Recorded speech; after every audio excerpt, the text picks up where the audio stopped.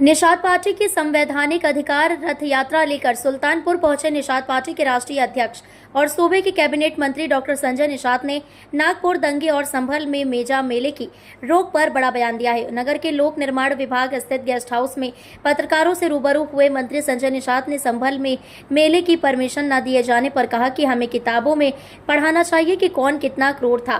क्रूरता पर जश्न मनाना और मेला लगाना ये कौन सी बात है। मेले से लोग आदर्श सीखते हैं। आज के समय कोई अपने बेटे का नाम औरंगजेब और आला गाजी नहीं रखता। संजय निषाद ने कहा कि हमारी सरकार में भारतीय सभ्यता के विंध्यवंशों की कोई जगह नहीं है, यहाँ भारतीय सभ्यता के निर्माण करने वालों की जगह है।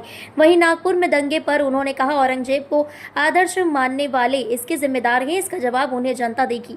सपा मुखिया और पार्टी को बताना चाहिए कि वे औरंगजेब को आदर्श मानते हैं या कृष्ण भगवान को। हम लोग तो निषाद राज को अपना आदर्श मानते हैं। जो तलवार की नोक पर सलवार पहना दिया हो वो कैसा आदर्श। वहीं उन्होंने कहा कि कई लोग हैं जो पिछली सरकारों में थे, अब बीजेपी सरकार में आकर मलाई काट रहे हैं। कैसा प्रोग्राम है आज आप आए हैं सुल्तानपुर? हाँ, संवैधानिक अधिकार न्याय यात्रा है। इसके माध्यम से सुल्तानपुर जिले को धन्यवाद देने आए कि आज से 14 साल पहले हम लोगों ने नितिन हाथ शुरू किया था और अंदर संविधान में और ले जाओ प्रदत्त अधिकार है कि वोट डालने का अधिकार है, न्याय पाने का अधिकार, इलाज कराने का अधिकार, पढ़ने का अधिकार है, सम्मान प्राप्त करने का अधिकार है, सुरक्षा और समृद्धि पाने का अधिकार है। तो संविधान में व्यवस्था हुई कि पहले राजा नीति बनाते थे कि कैसे लोग सुखी रहेंगे। लोकतंत्र की स्थापना हो गई, उसमें संविधान में व्यवस्था दी गई।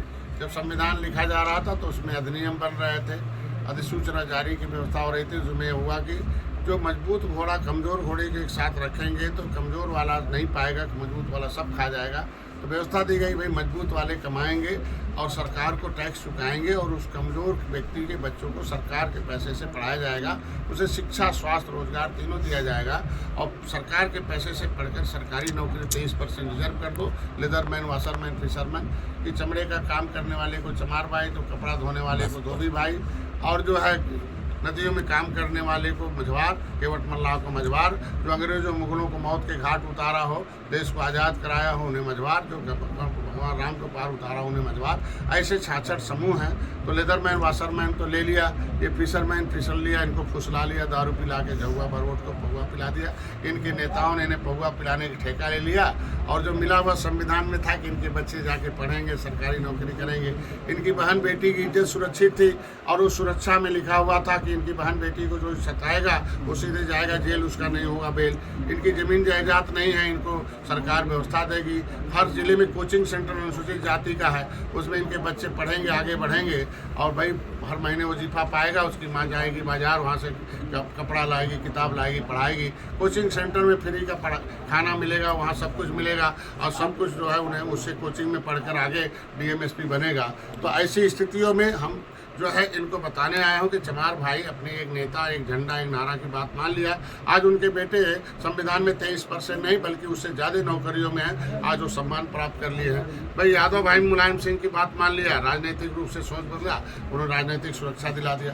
तो जब हमारा खुद का संविधान में लिखा हुआ है, लेकिन उत्तर प्रदेश में कुछ बेईमान नेता आ गए, हमारे निषाद नेता उसमें सपा बसपा कांग्रेस में रहे और इन लोगों ने हमारा नाम OBC में डाल दिया।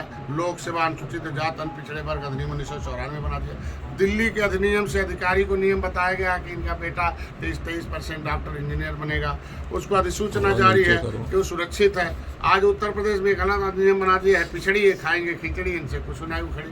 लेकिन जब 7 जून 2015 को रेल रोका, सड़क रोका और सुल्तानपुर के लोगों ने पूरे प्रदेश में जाकर पूरे फैलाया और सबको सही सही बात बताया और एक आंदोलन खड़ा किया, तो सपा की आँख खुली और उस समय राज्यपाल को पावर है धारा 13 में कि कौन OBC में रहेगा, कौन नहीं रहेगा। उन्होंने धारा 13 का प्रयोग करके 31 दिसंबर 2016 को हमें OBC से निकाल दिया। और जब हम OBC से निकल गए तो 12 नंबर से कहार कश्यप, 13 नंबर से केवट मल्लाह को निकाल दिया, बिंद को मिला, राजभर को, प्रजापति को निकाल दिया। तो अब मैं कह रहा हूँ कि 9% ओबीसी से कोटा भी निकल जाए, वो एससी में मेरा जुड़ जाए, और जिससे इसके वजह से जिनको जो जानती है जनता वो सही नहीं है, जो सही जानती नहीं, इन्हें बताया हूँ, इनकी सेना बनाने आया हूँ। ये लुटाने वाली सेना नहीं, अब लाने वाली सेना ले लो।